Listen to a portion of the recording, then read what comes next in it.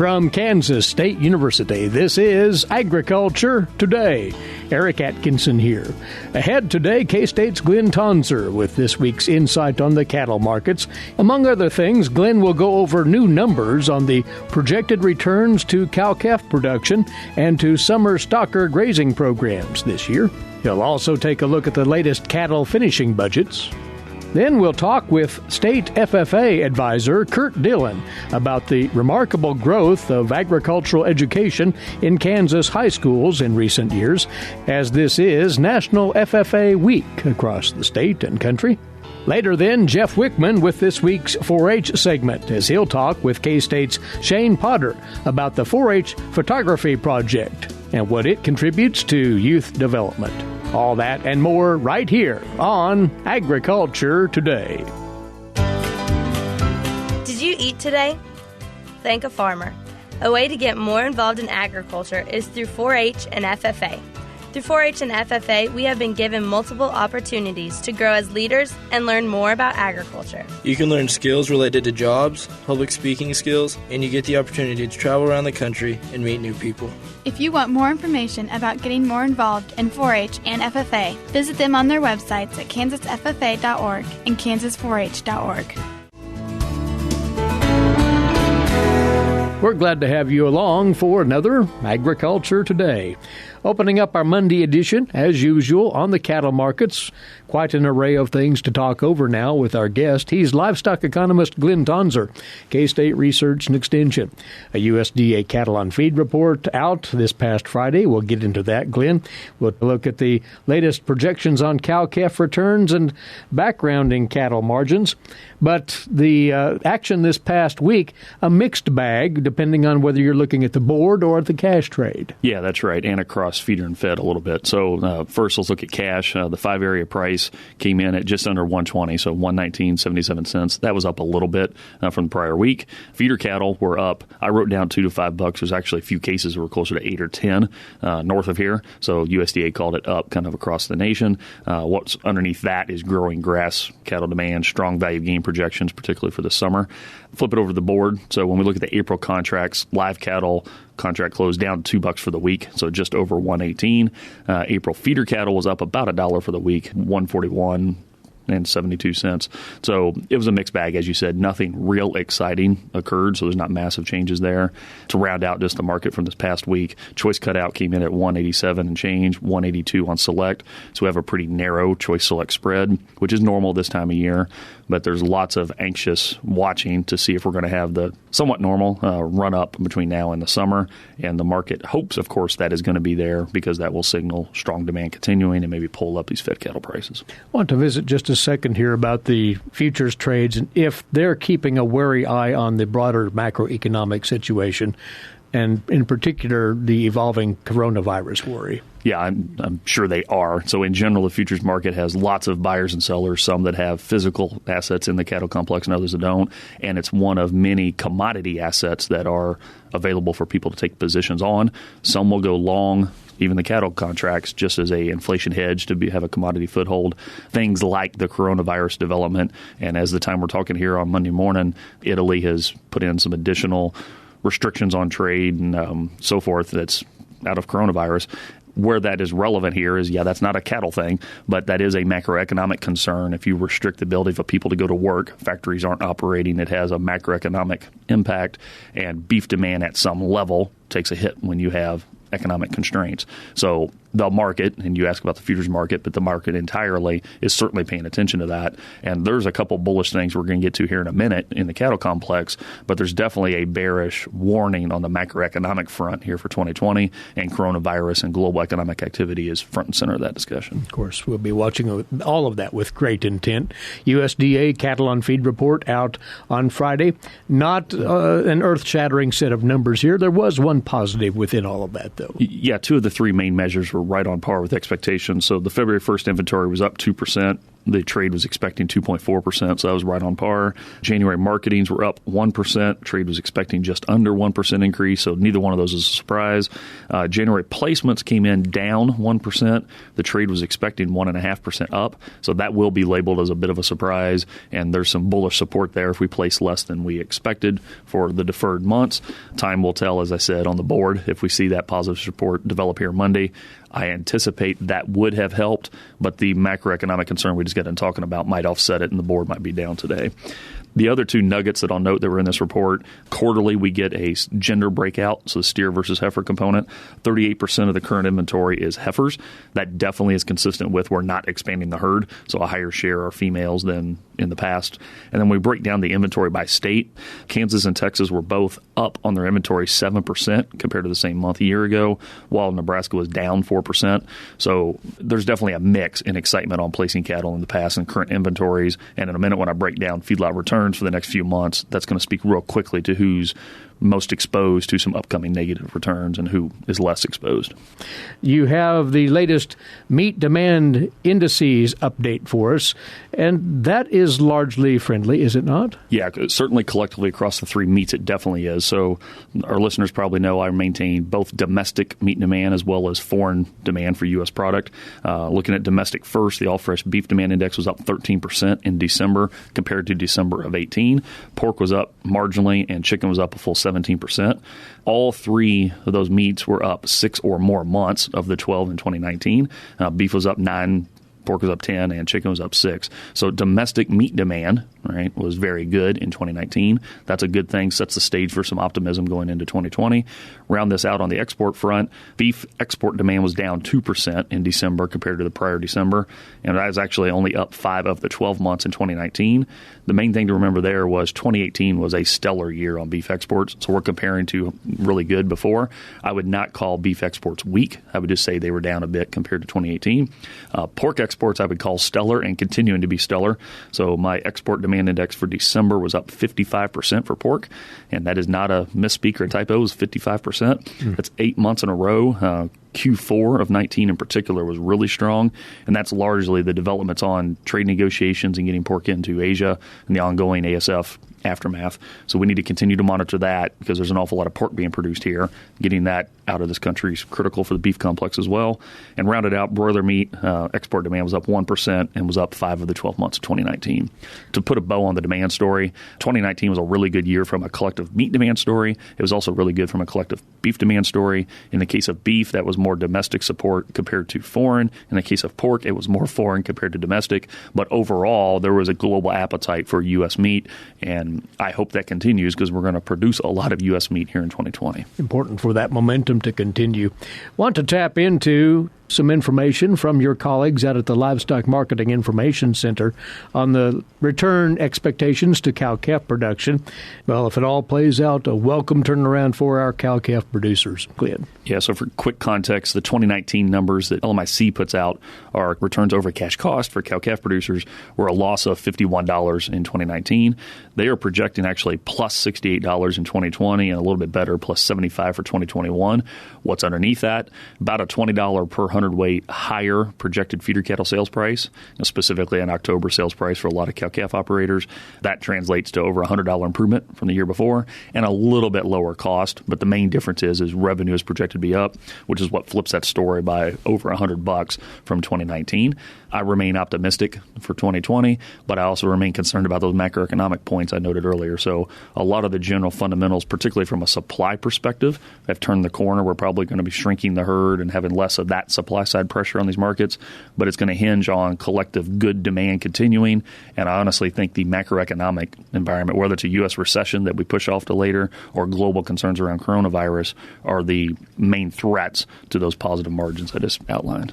You mentioned earlier the interest in stocker cattle starting to build up, and you have some projected numbers on the margins for backgrounders or stockers, and looking at the summer grass situation. What are the numbers suggesting there? So most of our listeners know I like to promote the beefbasis.com tool for this. So that's the resource I use. You can use that to project exactly things like this. So let's use one specific example. So I was looking at the summer grass example for the Salina, Kansas market. And as of this past week, when you do this, looking at buying or retaining your own 725-pound steer in the middle of April, the current projected value of that animal is $149 and change. And then selling at 1,000 pounds in the middle of September, the current projected sales price is right at $145. Real quickly, that translates to about 1.8 pounds gained every day in that story. Push the pencil on that. That projection is a value of gain of $133 per hundredweight, which is quite strong. Translates to $364 per head. This is where I pause and say everybody's got to compare that to their cost, because there's wide ways to do this, and your cost may be higher than you expect. But nonetheless, that's a very strong projected return that's going to lend to some support for those purchasing cattle to be placed on grass and other enterprises like that even before that. I think that's what we're seeing in the feeder cattle complex currently. But it also lends to, should one consider trying to hedge and quote-unquote lock in some of the price margin that is there. I'm not here to say everybody should lock that in, but I am here to highlight that projected margin is wider than normal. So if you have average cost and you're comfortable with that projected price situation, I would give serious consideration to locking in those prices. And you mentioned the feedlot returns that you've put together and the near-term improvement and strength that we've seen there. But we must note by the same token, as we continue through the rest of those numbers, that the returns will turn to the south, if you will, fairly soon, unfortunately. And these are all projected closeouts, of course, and the main culprit for that change, as you alluded to, is a projection of about a $10 lower sales price. So just use two specific examples. The March closeouts, are the most recent projections, are plus $3, so it's basically a break-even projection. The fed cattle sales price underneath that is just under $124, and the purchase feeder price from months before was $142 and change. Fast forward out to a June closeout, we basically have a loss of $100 being projected. The Fed price that's underneath that is $113, so a full $10 lower than the March closeout, and actually paid $146 for the animals coming in. So $10 drop on out price, $4 increase on in price. The cost of gain's a little bit more favorable, but not nearly enough of a change to offset that. That's what's underneath those changes from what's been a few months of very positive closeouts, and we're going to start here 2020 with a couple positive months, turning into negative unless we have some improvement in fed cattle prices. Glynn keeps this kind of information posted regularly on the agmanager.info website, so producers keep up on that, agmanager.info. Thanks for going over all of it, Glynn. We appreciate it. My pleasure. He's a livestock economist. K-State Research and Extension is Glynn Tonsor. Agriculture Today has more here on the K-State Radio Network. Legal and financial concerns surround the day-to-day management of the agricultural industry. Producers, ag creditors, and USDA agencies rely on Kansas Agricultural Mediation Services. If you've received an adverse decision from the USDA or have an ag credit concern, call today, 800-321-3276, or visit us online, Kansas Agricultural Mediation Services, exploring options, generating solutions. We're back now on this Agriculture Today, and this week has been designated as National FFA Week. So we thought it ideal to talk about not only this occasion, but the state of agricultural education in our schools around Kansas. We brought by now from the Kansas Department of Education, Agricultural Education Program Consultant, and the State FFA Advisor as well, Kurt Dillon, to bring us up to the moment on FFA, on agricultural education. And this observance is very important to highlight what's going on in these fields, right, Kurt? It sure is. The public view of our programs is the kids out there in their blue corduroy jackets have been around over 80 years. And so this week gives us a chance to promote not only what those students are doing, but what the programs are doing in their communities and the significance of students being in ag ed programs in the FFA chapters. And both are in growth mode here in Kansas, are they not? Yes. We continually, over the last 8 to 10 years, we've been adding an average of 5 to 8 new programs a year. There seems to be a renewed interest in the agricultural industry and in the agricultural workforce and schools, and trying to work to make sure that all students have opportunities to go into the careers that they choose or adding ag pathways. Do you attribute to that expansion into new school districts in part to the changes in the curriculum over the years? I think there's some of that, yes, because in a way we've expanded our curriculum, but in other ways it's become more focused. I know that sounds contradictory, but we've aligned with the state has 8 ag pathways. One of them is a pretty general one, the comprehensive ag, but then we have specific pathways in animal science and biotechnology and natural resource management and plant systems and things like that, where students can really get a deep look at what careers in those areas look like and get the technical knowledge they need to go out and be successful. Are some pathways, Kurt, more popular than others, as the numbers would suggest? Yes. In Kansas right now, we have, the comprehensive ag pathway is one that has at least some course in it from each of the other pathways. So it's more of an exploration of ag careers, and that's by far our most popular.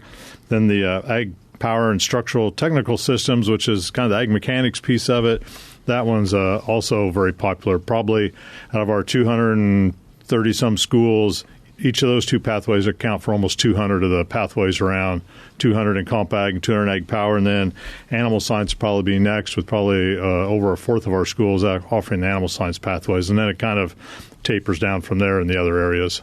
As you said, great inroads have been made in adding agricultural education programs and FFA chapters along with that in the urban areas in particular. So what do you see as the enticement there for those urbanized schools to take on agricultural education? I think especially in our what we call our Kansas urban communities like Wichita and the Kansas City metro area and even Topeka, there's lots of career opportunities in ag, but traditionally those schools and students weren't connected to that very well. I know we started a program in southeast Wichita 4 years ago, and it is mainly an inner-city type school. They've got over 200 students in their FFA chapter this year and really need at least 1 or 2 more teachers. They just don't have the space or the ability to hire that. But that program has grown by leaps and bounds because those students really want to know where their food comes from, how to get involved in that process. And it's amazing to visit with them because before they took some of these classes, they didn't have a clue. And now they've already got their careers lined out and they know what they want to do. It's very exciting to see that. Yeah, and the same thing's happening in Topeka and in the Olathe schools and in the Kansas City, Kansas public schools. We're starting programs in all those areas. You have some numbers that illustrate the scope of agriculture education and FFA in Kansas currently. Right. So if you think in Kansas, right now we have about 225 schools that actually offer ag ed programs out of our 280-some high schools, which is pretty good. Those schools offer a combined total of about 540 pathways, which I know that doesn't mean a whole lot to some people, but that means that they're covering a broad range of curriculum or career areas. Many of our schools, about a fourth of them are more than one teacher. So we have multiple teacher programs, and some of those are even in very small 1A and 2A schools, not necessarily the big schools. The number of FFA chapters doesn't necessarily align with that because we have some places where 2 schools will share a chapter, like at Andale and Garden Plain. They're both in the same school district and they have a common FFA chapter. But in Kansas, to have an approved ag program, you have to have an FFA chapter. So that goes right along with it. Our numbers, we just peaked at right around 10,000 last year, which is kind of an all-time high for Kansas. This year, our numbers look maybe a little bit lower, but overall school enrollment's a little bit lower in the state, too, as we're kind of backing off on the number of kids that are going through high school. Well, the program's in a strong position. Yes. By far, we are by far the largest CTE program and student organization in the state, almost double what the other ones have. Have there been any obstacles to that growth? That's leading to the teacher workforce and sustaining that workforce. Talk about that, if you would, Kurt. Well, traditionally, K-State has been the only place in Kansas where a teacher can go and get a licensure for ag education. And they've been pretty consistent in providing teachers. As the market was kind of tough there for a while, there wasn't a lot of turnover. The numbers of students in the program declined a little bit, but now that I can probably guarantee every kid that graduates a job with the numbers we've been having, and probably of close to 50 job openings a year. And I can tell you right now, I just looked this morning at the end of February, we're already up to 20 job openings in the state. So there's a great demand. K-State's been putting out about 20 to 25 teachers a year the last couple of years. Fort Hays State started an ag ed program about 7 or 8 years ago. They've got about 40 students in their pipeline, and they've got 1 out student teaching this spring and 3 scheduled for next fall, so that'll really help, especially our western Kansas schools, which surprisingly we've started a lot of programs in southwest and northwest Kansas and places that haven't had one for a while. And a lot of those students that live out in that part of the state, want to go to Hays, and this gives them an opportunity to do that, get their ag ed licensure and teach. We've also been hiring a lot of teachers that we would call non-traditional. They were a seed salesman last week, and now they're an ag teacher this week, right? And those guys have a heart for the industry. The struggle is getting them up to speed on what they need to teach and how to do it, and we have some really good ones out there. And our partners at K-State and Fort Hays are really working hard with those teachers to make sure that they're successful. So these are growing pains, but it appears that progress is being made here. Yep, and it's been tough for schools financially to add a new program. It's almost, to get a new ag program almost has to come at the expense of something else, but most schools have been able to make it work. And with the legislature passing the school finance bill last year, that really helped. So we've got 5 or 6 new programs already hiring teachers for next year. Again, they kind of move in as some other traditional programs it's hard to find instructors for, that maybe they combine like industrial arts and ag together and hire an ag teacher to facilitate that. Well, in as far as the FFA experience itself and how that learning experience adapts over time, it's become more work-based in recent years, and you're very enthused about where that is going, you say, Kurt. Yes. The work-based learning is a national initiative through both federal Perkins legislation, which is the federal funds that helps fund career and technical education. It's also a major component of the Kansas State Board of Education's goals, and that's at the forefront of what we're doing. We just revised our SAE, or Supervised Ag Experience program, over the course of the last 3 years to align with all the new initiatives that are coming out both state and national level, and really just started rolling that out in the past year. So I've done some trainings in the state for some of our teachers and a few national level trainings. So it's really on the move. And the idea of that is to help students become better prepared when they leave high school, whether they're going on to another educational system or right into the workforce. We want to make sure when they leave, they've got the skills necessary to meet whichever goal they want to pursue. It really augments the classroom setting very well. So we've got, part of this SAE piece is actual career exploration and planning. Before, we just kind of said, you can show a pig, and really didn't tie it to what they want to do, right? So we're trying to do a better job of tying their experiences to what their actual career goals are, and then helping them also develop those employability skills and financial skills to be successful once they leave high school. It's been great to see the advancement of agricultural education, and aligned with it, of course, the FFA in the state of Kansas, as we've witnessed the last several years. You and your team are doing an outstanding job in that respect. So, Kurt, wish you well with that. And lastly, reminding folks to join those FFAers locally in observing National FFA Week. That's right. There's lots of activities going on.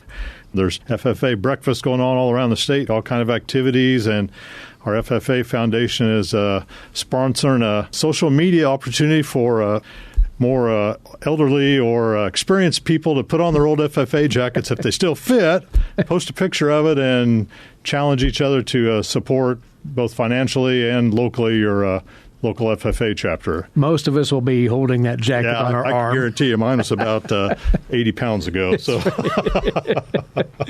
Kurt, always a pleasure, and thanks once again for coming over and sharing all of this with us. You bet, Eric. I love being here. Thank you. He is the Agricultural Education Program Consultant and the State FFA Advisor with the Kansas Department of Education, Kurt Dillon, sharing some thoughts on both of those subjects during this National FFA Week 2020. And you're listening to Agriculture Today. Did you know every Kansas farmer feeds 128-plus people? Kansas farmers are hard workers, dependable, authentic, and sensitive. Not only do farmers put food on your table, but they put clothes on your back and fuel in your car. For more information about Kansas farmers, visit K-State Research and Extension online or stop by your local Extension office. This message has been brought to you by the K-State Animal Sciences Leadership Academy participants. Broadcasting from the campus of Kansas State University, this is Agriculture Today. Eric Atkinson with you.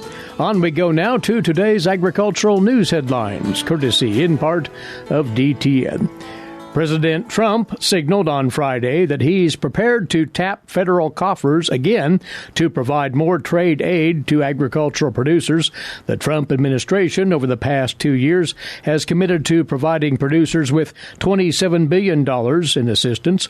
USDA Secretary Sonny Perdue has said that a third year of financial assistance would not be necessary since China had committed to increasing its agricultural purchases under the trade deal. But of course, China's economy has been rocked by coronavirus. Administration officials have floated the possibility in recent weeks that the coronavirus may delay some of the anticipated purchases by China. Now, the president's comments came after the Washington Post reported that the USDA's chief economist Rob Johansson projected that agricultural exports to China would reach roughly $14 billion in the fiscal year that ends September the 30th. That would be only a $4 billion increase from 1 year ago. And the Wall Street Journal also reported Secretary Perdue's comments that his department is not planning for another round of financial aid unless there is an expected disruption in global trade. Meantime, expectations for a U.S.-India trade deal to be inked as the president visits that country this week continue to fade, with the U.S.-India Business Council the latest to lower those expectations. Quoting here that group's president, Nisha Biswell, as new issues have continued to emerge, including the introduction of tariffs in the most recent budget, the conversations may have gotten a little more complicated. However, Biswell said there is still a chance for an agreement, but both governments have been indicating that is unlikely at this juncture.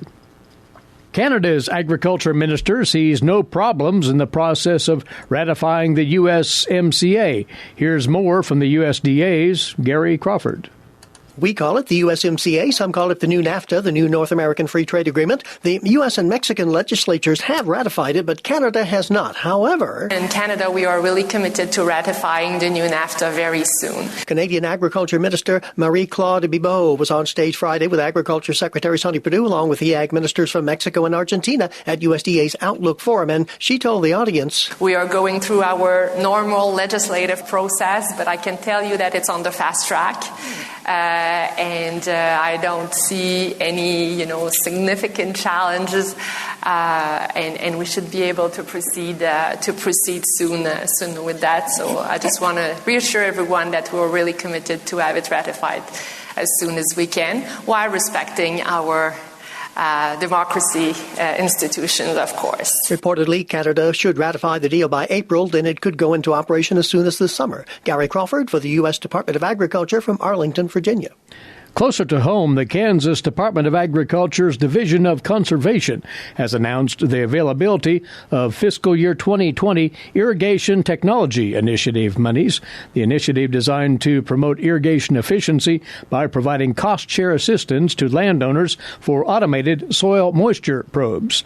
Through the Irrigation Technology Initiative, $132,500 is available in cost-share funds to assist landowners with irrigation efficiency technology.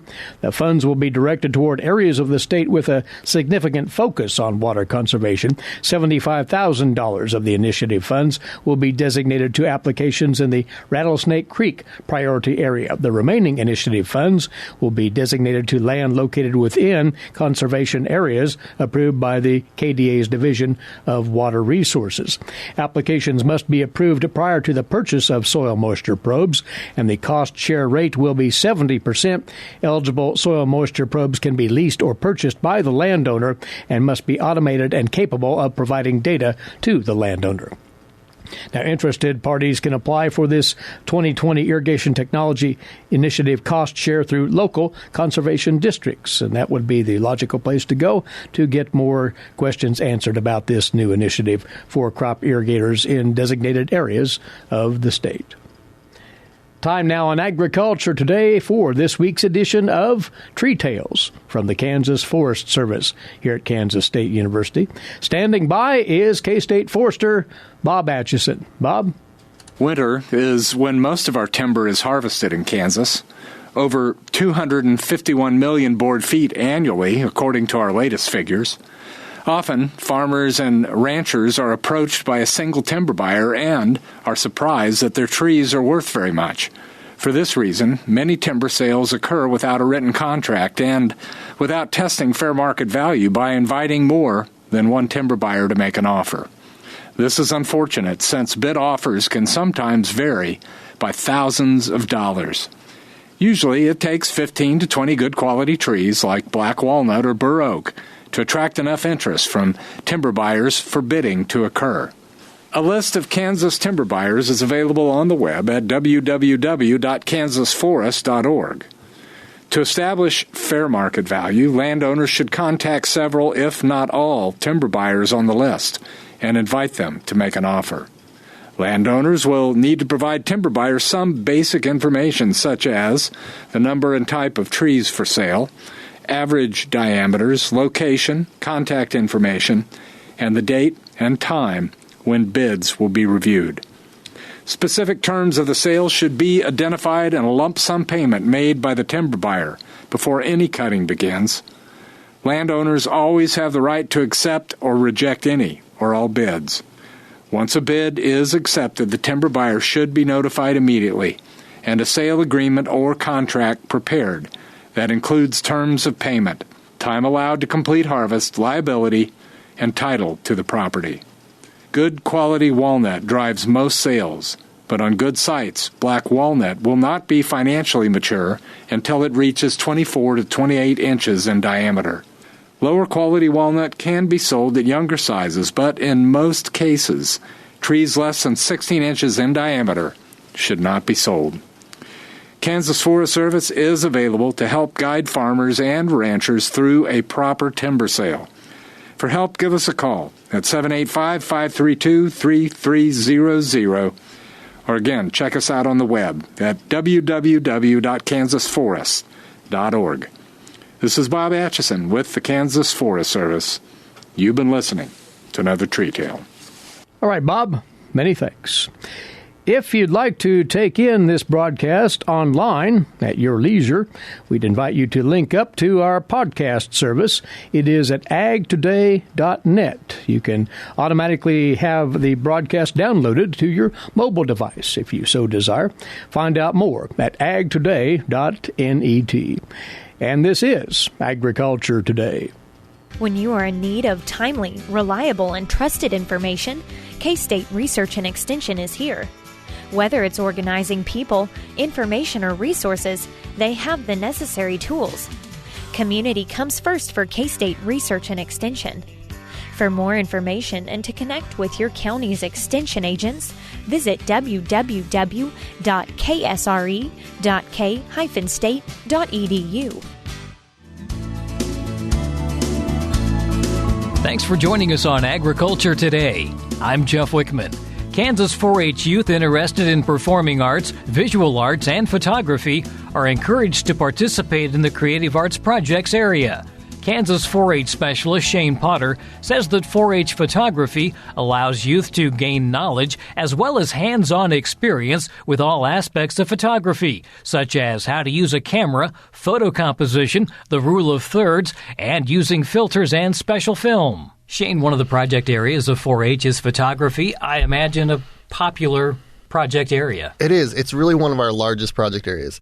And that's why I wanted to talk about it today, because if you're looking at a way to become involved and really help tell their story, help youth express themselves, 4-H photography gives that outlet. So they're going to learn start to finish with this? Oh, absolutely. So in all of our projects, one of the things we strive to do is help them grow and apply their skills. So within 4-H photography, we start with the basics. So you're learning, how to use the technology and the equipment, how to tell a story, how to really apply the skills you learn in photography to other areas in your life. And that's that project and problem-based learning that we strive for in 4-H. I know a long time ago you used to have to learn things about shutter speed and all of that, but I'm assuming that maybe that has changed over the years? Oh, a lot of the same techniques. Lighting is really important. So the basics of what makes a good photo have remained constant.